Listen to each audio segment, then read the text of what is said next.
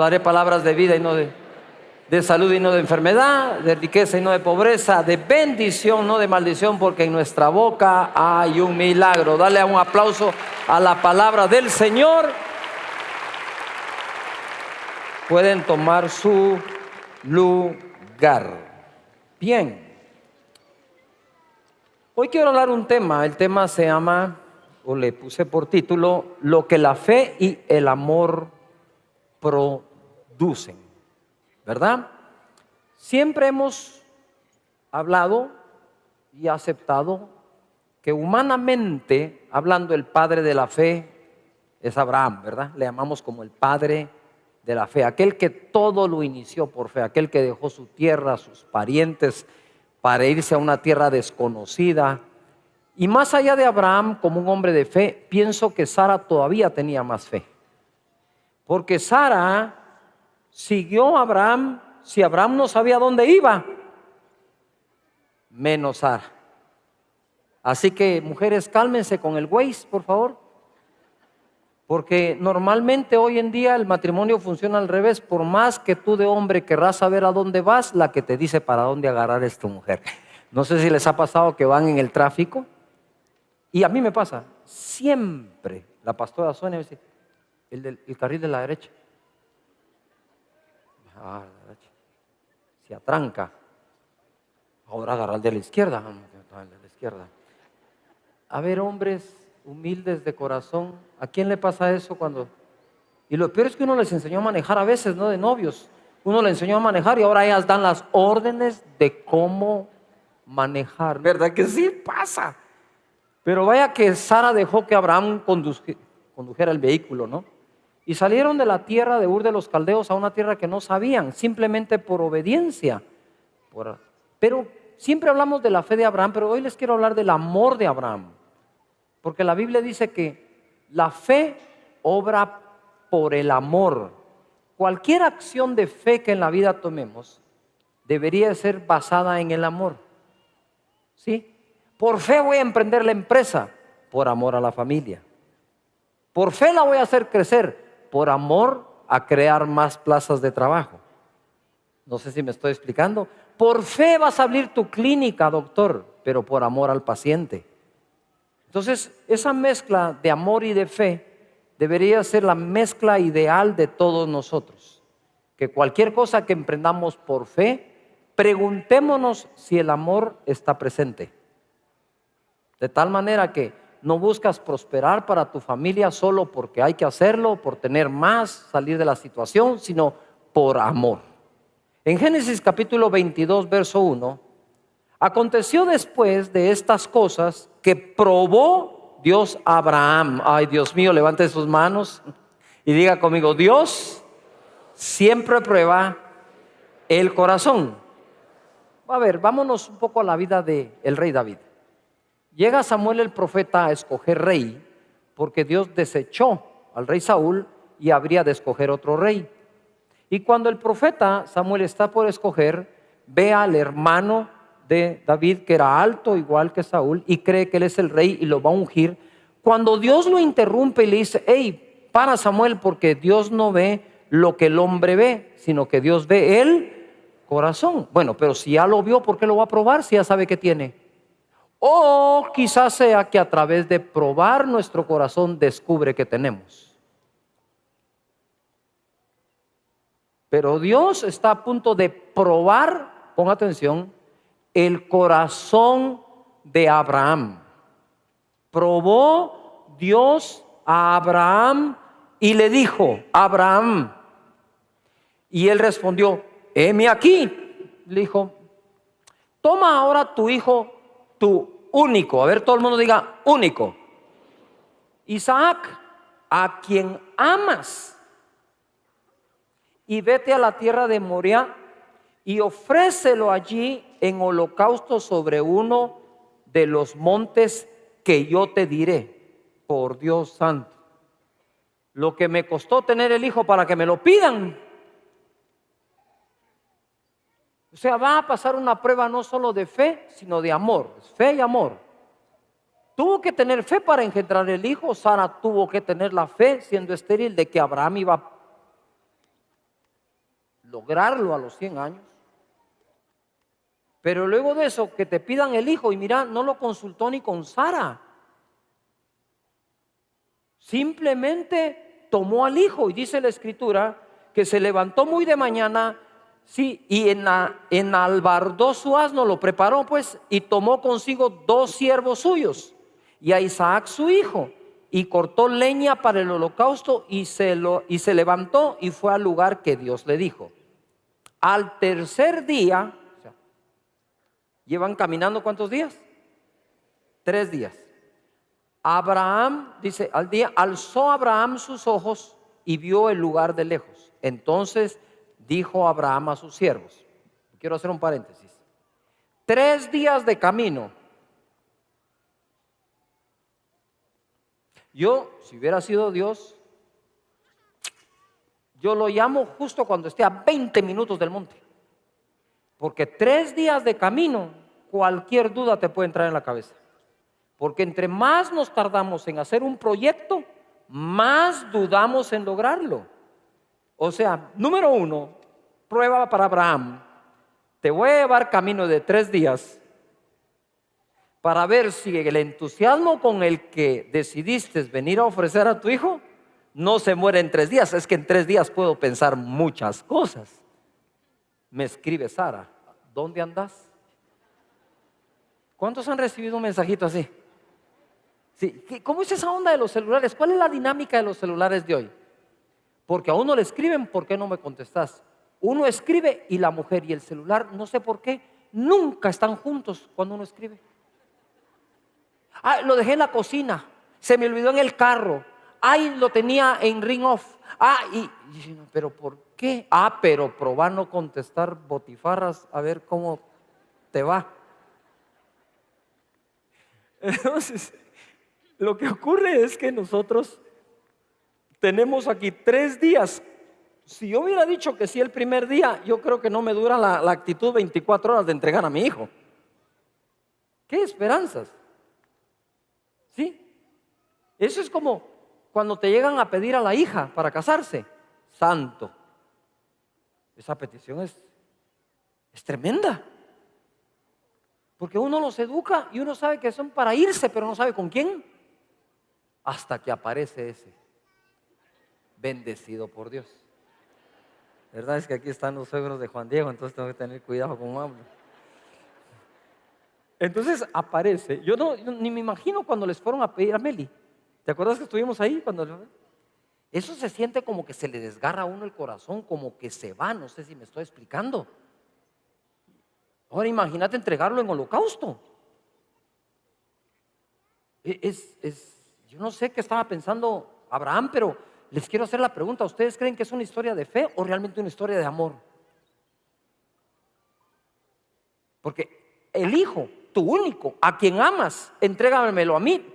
Tenía que Abraham amar más a Dios que al propio hijo. Y es muy difícil que uno encuentre a alguien a quien ame más que a sus propios hijos. Si uno por los hijos daría la vida, yo aquí estaría al revés, me estoy explicando. Yo me voy 3 días de camino con Abraham y le pego cualquier cantidad de argumentos. Mira, Abraham, si se supone que el papá muere por el hijo, no el hijo por el papá. ¿Qué? No fregues, ¿qué vas a hacer? Pero todavía fue más sabio, no sé, fue sabio, pero le atinó a Abraham acá, porque dice acá, entonces dijo Abraham a sus siervos, esperen aquí con el asno y yo y el muchacho iremos hasta allí y adoraremos y volveremos a vosotros. ¿Qué fue lo que hizo Abraham? Ustedes, mis siervos, se quedan aquí con el asno. ¿Sí? No suben conmigo, voy yo solo con él a ofrecer el sacrificio. Ellos no sabían que era el hijo, pero si suben con él iba a tener a 2 personas que le iban a argumentar y le iban a dar todo el tipo de razonamiento genuino para que no hiciera lo que iba a hacer. Lo que hizo Abraham es, yo subo solo sin que nadie me trate de convencer de lo contrario. Y cuando Dios te ha dado una orden, procura que los que te rodeen estén tan convencidos como tú de hacerlo. ¿Me estoy explicando? Cuando uno camina por fe es cuando mejor debe escoger sus amistades y su compañía. Porque cualquiera en el camino te dice no lo hagas. No seas tonto, ¿cómo se te ocurre semejante cosa? No me vengas con esa casaca, ese cuento, esa carreta de que Dios te habló. Cuando caminas por fe e incluso por amor, hay que tener cuidado. Si actuáramos como la chica actúa normalmente cuando se enamora, ¿verdad? Mira, el tipo es alcohólico, mija. Yo lo voy a convertir.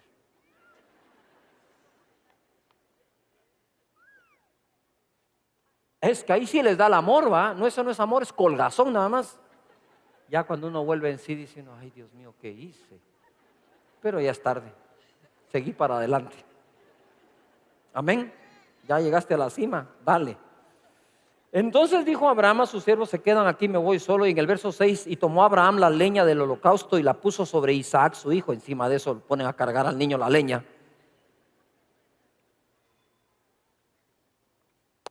Y él tomó en su mano el fuego y el cuchillo, y fueron ambos juntos. Entonces habló Isaac a Abraham su padre y dijo, Padre mío. Y él respondió, heme aquí mi hijo. Y le dijo, he aquí el fuego y la leña, mas ¿dónde está el cordero para el holocausto? No preguntes, Isaac. No pregunté, solo acostate ahí. No, yo trato de suavizarlo porque es un momento demasiado duro. Esto es dramáticamente duro. Y entonces en el verso 8, respondiendo a Abraham, le dice, Dios, a ver, todos léanlo, Dios se proveerá de cordero para el holocausto, hijo mío. E iban juntos, digan todos cordero. Escríbanlo y manténganlo en mente durante todo el mensaje, porque por ahí va a cambiar la cosa. Y entonces viene él, y cuando llegaron al lugar que Dios le había dicho, edificó allí Abraham un altar y puso la leña y ató a Isaac su hijo y lo puso en el altar sobre la leña. Y extendió Abraham su mano y tomó el cuchillo para degollar a su hijo. Entonces el ángel de Jehová le dio voces desde el cielo y le dijo, Abraham, Abraham. Y él respondió, heme aquí. Dijo, no extiendas tu mano sobre el muchacho, ni le hagas nada, porque ya conozco que temes a Dios, y por cuanto no me rehusaste tu hijo, tu único. Entonces alzó Abraham sus ojos y miró, y aquí en sus espaldas un carnero trabado en un zarzal por sus cuernos. Estaba mal parqueado el pobre carnero. Ahora diga conmigo, carnero. Pero Abraham dijo, se proveerá cordero. Y lo que encontró fue un carnero. Y fue Abraham y tomó el carnero y lo ofreció en holocausto en lugar de su hijo. Y llamó a Abraham el nombre de aquel lugar, Jehová proveerá. ¿Qué se proveyó? Carnero. Por tanto se dice hoy, en el monte de Jehová será provisto. Entonces tenemos dos acá: el hijo, Isaac, y el carnero. Al hijo lo pidió Dios y terminó diciéndolo, no te preocupes, no me lo des, ya yo sé que me amas y que me temes. Y Abraham encuentra el carnero, cosa que no le pidió, y dijo, carnerito lindo, yo de aquí no bajo sin ofrecerle algo a Dios, así que vení para acá. Y sacrificó ¿el qué? El carnero. Pongan atención, digan fuerte conmigo, hijo, ganado. ¿Podemos interpretar carnero como futuro ganado? Va, entonces mejor decir, hijo, carnero. Los dos los ofreció Abraham, solo a uno sacrificó. Y llamó el ángel de Jehová a Abraham por segunda vez desde el cielo y dijo, por mí mismo he jurado, dice Jehová, que por cuanto has hecho esto y no me has rehusado tu hijo, tu único hijo, de cierto te bendeciré y multiplicaré tu descendencia como las estrellas del cielo, como la arena que está a la orilla del mar, y tu descendencia poseerá las puertas de sus enemigos. Hebreos 6, verso 13. Miles de años después se vuelve a citar este acto, esta historia, porque cuando Dios hizo la promesa a Abraham, no pudiendo jurar por otro mayor, juró por sí mismo, ojo, diciendo, de cierto te bendeciré con abundancia y te multiplicaré ¿qué? Grandemente. Ahora ojo acá, dos cosas se le multiplicaron a Abraham. la descendencia y los carneros. Porque Dios lo bendijo hasta tener un gran ganado y llegar a ser el hombre más rico de ese entonces sobre la tierra. Entonces Dios cumplió: te voy a bendecir y te voy a multiplicar. ¿Qué? Hijos, tus nietos, tu descendencia, tus carneros y tu ganado. Por cuanto las dos cosas pusiste en mis manos, y lo que está en manos de Dios, Dios lo bendice y lo multiplica. Jamás te lamentes de lo que un día pusiste en las manos de Dios. En otras palabras, cuando tú le dices a Dios: Señor, multiplica. ¿Multiplica qué? Si no has puesto nada en las manos de Dios, ¿qué puede multiplicar Él? Dios multiplica lo que en sus manos ponemos. Amén. Así que confía de corazón: lo que has puesto en manos de Dios será bendecido y será ¿qué? Multiplicado. Muy bien. Dale fuerte ese aplauso al Señor, claro.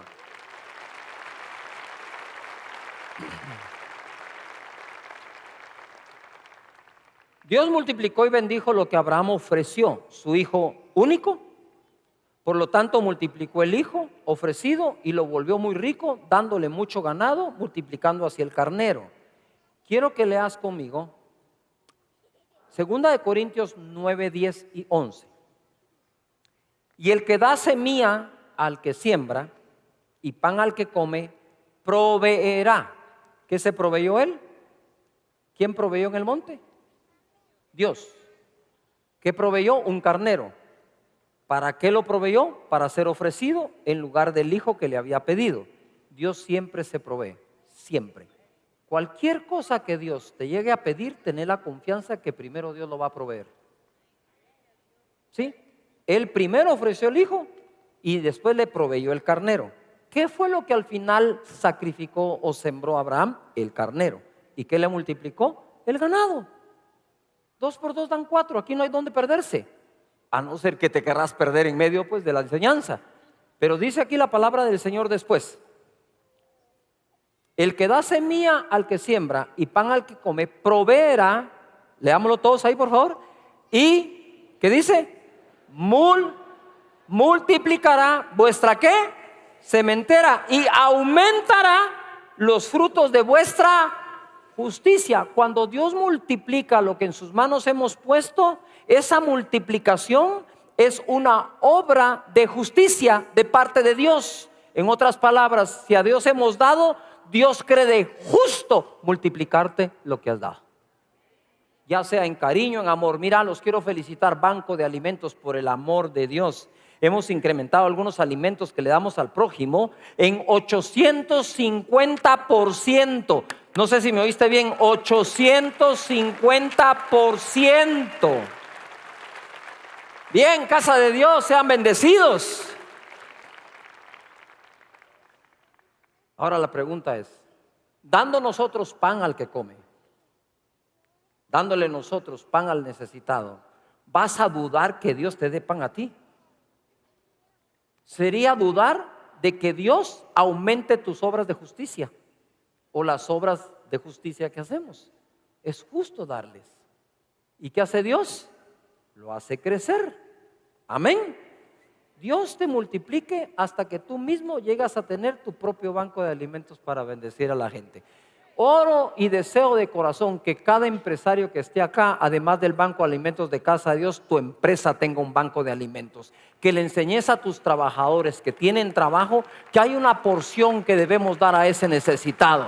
Y lo levantes en tu oficina y bendigas más gente y provoques que Dios bendiga también a tus colaboradores y a toda la gente que está contigo. Dale un fuerte aplauso. Eso es generosidad, eso es bondad, eso es amor.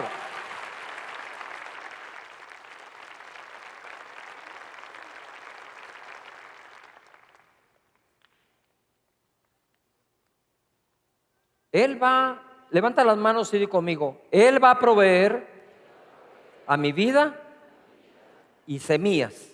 Y ahora diga: y aumentará los frutos de justicia.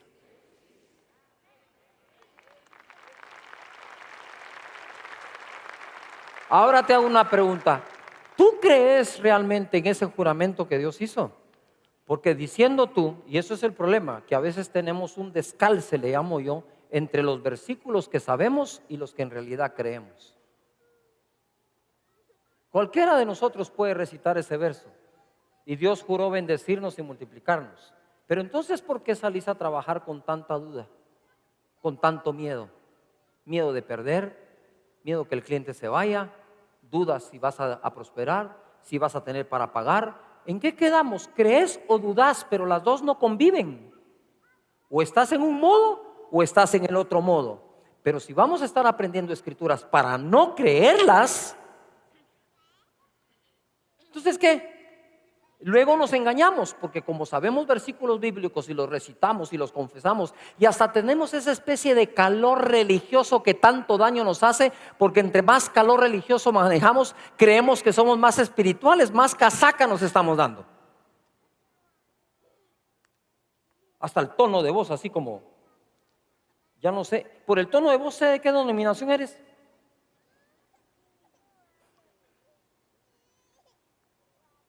Y tenemos toda esa jerga.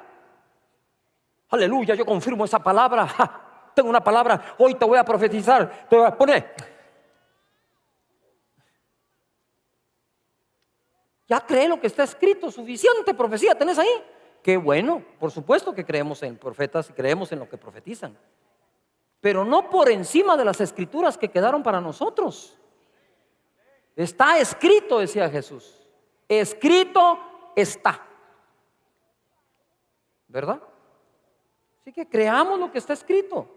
Entonces dice acá Juan 1:29. Digan todos conmigo, carnero. De nuevo di carnero. Pero Abraham dijo que se iba a proveer ¿qué?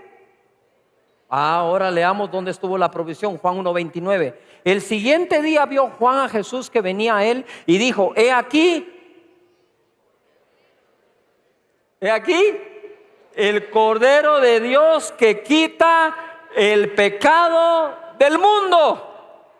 Así se proveyó Cordero Dios cuando le tocó a Dios hacer el sacrificio. ¿Me estoy explicando?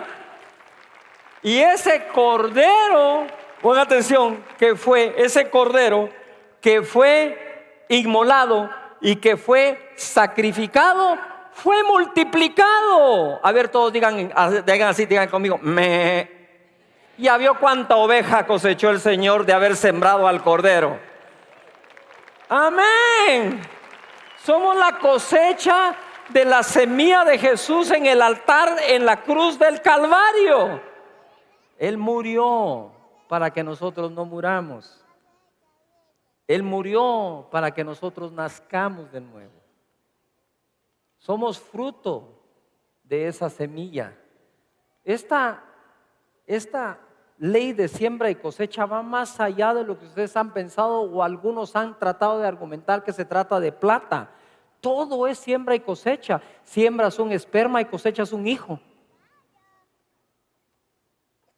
¿O no?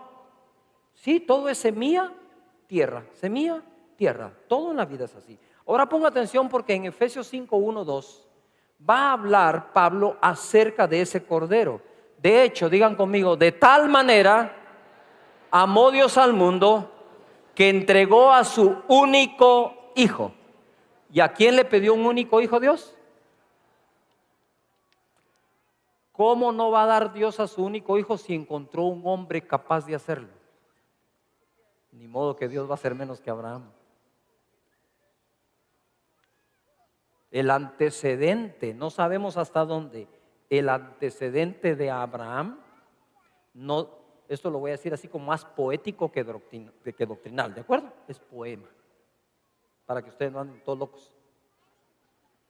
No sabemos hasta dónde el hecho de que Dios haya encontrado a un hombre capaz de entregar a su hijo, tenerlo ya sobre la leña, habiendo tomado el cuchillo, inspiró a Dios a decir, no me queda otra que dar el mío para salvarlos. Pero es otra historia de amor. De tal manera amó Dios al mundo que dio a su hijo, que Juan dijo, es el Cordero. No solo es el hijo, es el hijo que viene a ser el Cordero sacrificado para el perdón de nuestros pecados. O sea, que Dios te diga te perdono, le costó a Jesús su sangre.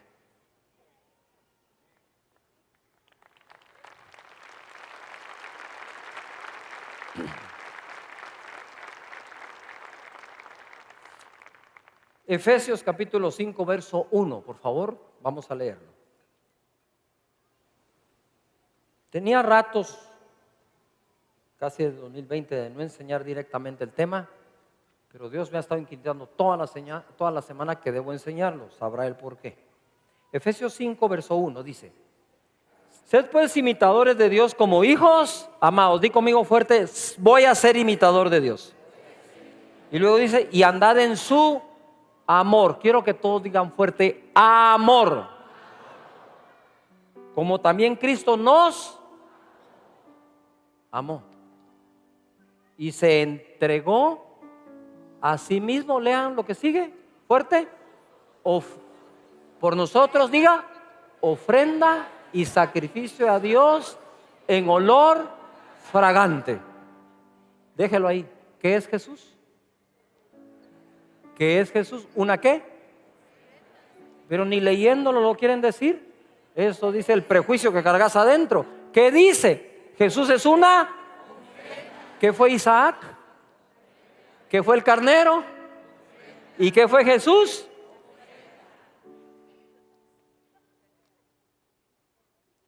Ofrenda, sacrificio a Dios, olor fragante. ¿Qué quiere decir? Que cuando se presentó el sacrificio y Él moría en la cruz, un olor subió al cielo. Y en el dolor del Padre de ver a su Hijo morir, recibió el olor fragante. Dios no solo le proveyó un carnero a Abraham para que su hijo no muriera, sino se proveyó cordero para que nosotros no muramos. Los que teníamos que estar en ese sacrificio por nuestra vida éramos nosotros. Pero Él dijo: me voy a proveer un cordero. Lo puso en la cruz y nos salvó. La salvación es tan cara, pero tan cara que solamente gratuitamente se puede recibir. No hay quien tenga cómo pagar para ser salvo. No hay nada que le podamos dar a Dios a cambio de nuestra salvación. Quizás podemos dar algo a Dios agradecidos por nuestra salvación, que es diferente, pero la palabra clave es amor. De tal manera amó Dios al mundo que entregó a su Hijo. Y Jesús nos amó de tal manera que se entregó en sacrificio vivo, ofrenda a Dios, olor ¿qué? Fragante. Las ofrendas son más espirituales de lo que nosotros creemos, o la gente en redes sociales quiere desvirtuar. Pero nunca en los 30 y pico de años que llevo a casa de Dios, yo he motivado una ofrenda o enseñado ofrendas que no sea a través de esto. Por amor. Y como Abraham lo hizo. No son de la ley las ofrendas, son del corazón. Entonces sigo. Filipenses 4:15. Vamos a leer. Filipenses 4:15 dice así: y sabéis también vosotros, oh filipenses, que al principio de la predicación del evangelio, cuando partí de Macedonia, por favor lean la frase que siga conmigo fuerte: ninguna iglesia participó conmigo en razón de dar y recibir, sino vosotros solos. Digan fuerte: ninguna iglesia, solo una. ¿De cuál queremos ser? Pero aquí está sumamente claro que a Pablo le pasó. Ninguna iglesia hizo lo que hizo Macedonia. La pregunta es: ¿de cuál queremos ser como casa de Dios? ¿De la que sí hizo o de las ninguna que hicieron? Nada. Si hubiéramos vivido en el tiempo de Pablo, y Pablo escribe ninguna iglesia, estaríamos entre ellas.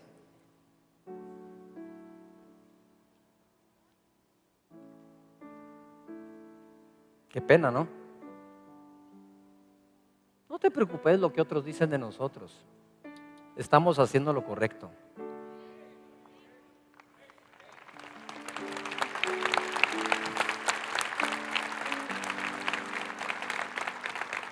Pero si yo me pongo en los zapatos de Pablo, qué triste, ¿no? Y si te abre el corazón de pastor, mira, nosotros hacemos todo por amor a todos, aunque no todos responden igual. Y no estoy hablando en el concepto de ofrenda. No, estoy hablando en respuesta a la palabra, a aprender, a estar aquí todos los domingos, a comprometerme, a servir, a abrir mi grupo, a desvelarme. Y dice después acá: pues aún a Tesalónica me enviaste una y otra vez para mis necesidades. No es que busque dádivas, sino que busco fruto que abunde en vuestra cuenta. Pero todo lo he recibido y tengo abundancia. Estoy lleno, habiendo recibido Epafrodito. Pero mira, dice: ninguna iglesia participó en razón de dar y recibir, solo ustedes, Tesalónica. Y solo ustedes, Tesalónica, hizo que ese ministerio de Pablo tuviera abundancia. Porque es amor, no es otra cosa. Y después dice la escritura acá: lo que enviasteis a través de Epafrodito. Leamos ahí lo que enviasteis. ¿Qué dice? ¿Qué fue lo que enviaron? Olor fragante, sacrificio acepto, agradable a Dios. Todos los tres, a ver juntos: olor fragante, sacrificio acepto, agradable a Dios. ¿Dónde más leíste esos tres adjetivos calificativos o esos tres calificativos? ¿Dónde más? En Efesios. ¿Hablando de quién? De Jesús. ¿Cómo puede ser posible que el calificativo que le dieron al sacrificio de Jesús, ofrenda, sacrificio, olor fragante, es el mismo calificativo que Pablo le dio a las ofrendas de Tesalónica? Déjame ponerme poeta. Abraham, no me rehusaste tu único hijo. Si hubiera sido el diezmo, no me rehusaste uno de tus 10 hijos.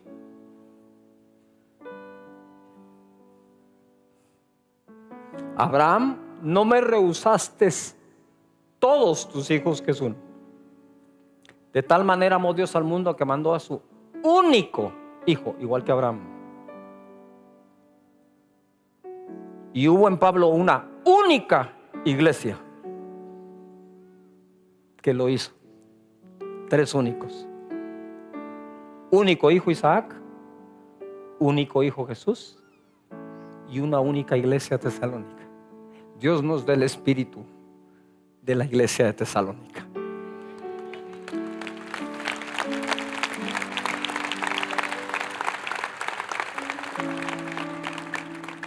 Prefiero que nos critiquen por ser dadores y generosos que por ser tacaños y avaros y malagradecidos para con Dios y su obra.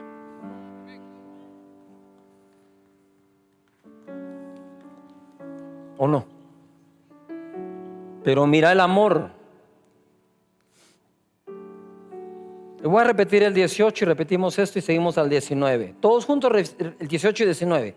A ver, confesémoslo. Pero todo lo he recibido y tengo abundancia, estoy lleno. A ver, habiendo recibido de Epafrodito lo que enviasteis, olor fragante, sacrificio acepto, agradable a Dios. Todos el 19. Mi Dios pues suplirá todo lo que te falte conforme a sus riquezas en gloria en Cristo Jesús. Mira eso. Dáselo. Hoy nosotros tomamos este verso: mi Dios suplirá todo lo que me haga falta conforme a sus riquezas en gloria, para todo lo que necesitamos. Pero este verso se lo escribieron únicamente a Tesalónica.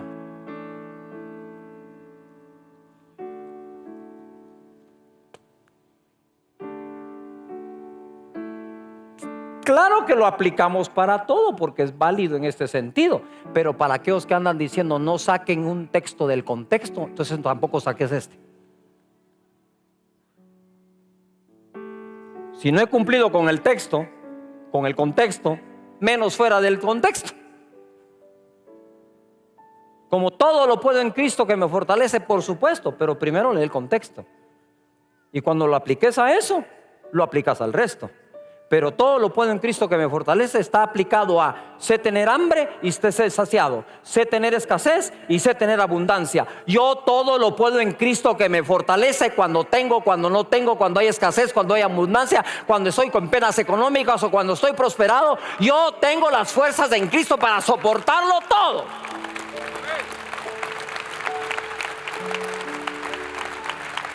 Entonces, cuando te anuncian un problema económico, subió la gasolina, ¿cómo no? ¿Qué te aflige? ¿Acaso no lo puedes todo en Cristo que te dé las fuerzas? Y dijo, ¿será que subo a la iglesia? Es que gaste mucha gasolina entre semana y está cara la gasolina, y no que Dios suplirá todo lo que te haga falta, pues. Y ahí es donde se ponen a prueba los versos. No el verso, el corazón que dice que lo cree. Dios, te amamos de verdad. Levanta las manos y di conmigo, Dios va a suplir todo lo que me haga falta conforme a riquezas en gloria en Cristo Jesús. Y de una vez te digo, todo lo que por alguna razón, si con sacrificio lo compraste para los pobres del banco de alimentos, que Dios eso te lo supla conforme sus riquezas en gloria en Cristo Jesús, Señor nuestro.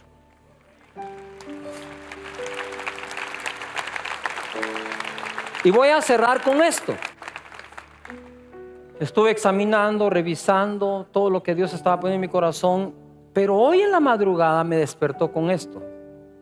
Por lo tanto, si habiendo yo hecho incluso las escrituras, el bosquejo, como el queramos llamar, Dios se tomó la molestia de en la madrugada, antes de que mis ojos se abrieran, sino que cuando sentís que estás despertando pero no abrís tus ojos, en ese momento es el momento que más escucho a Dios, me llevó a este pasaje, 2 Samuel 24, 18.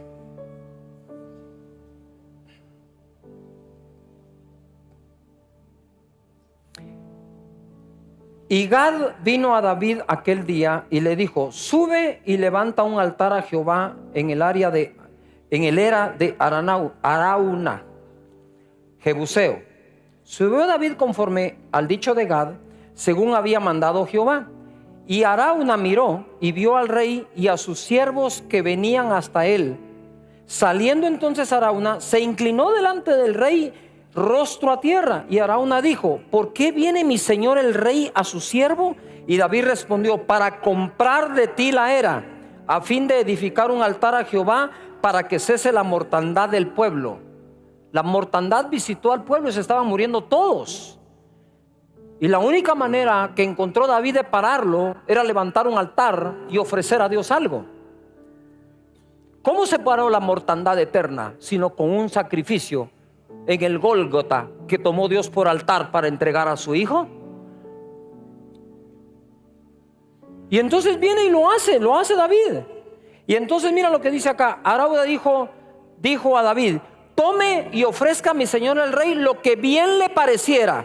He aquí bueyes para el holocausto y los trillos y los yugos de sus bueyes para la leña. O sea, ya no iba a necesitar, no iba a necesitar los yugos porque se iban a sacrificar los bueyes. Entonces dijo, ¿y sabes qué?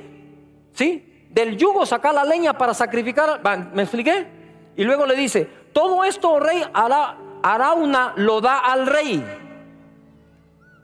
Luego dijo Arauna al rey, Jehová tu Dios te sea propicio. Y el rey dijo a Arauna, leámoslo fuerte, no, sino por precio te lo compraré, porque no ofreceré a Jehová mi Dios holocausto que no me cueste nada. Qué concepto más contrario al nuestro a veces, ¿no? Para Dios lo que no me cuesta.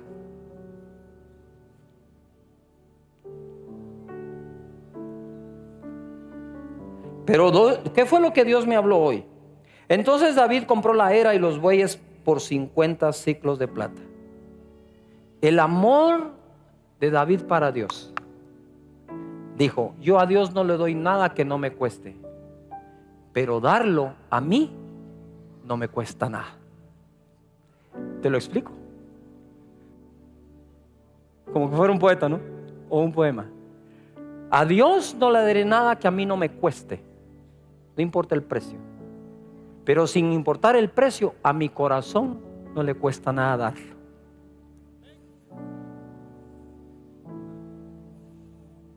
¿Cómo está nuestro corazón?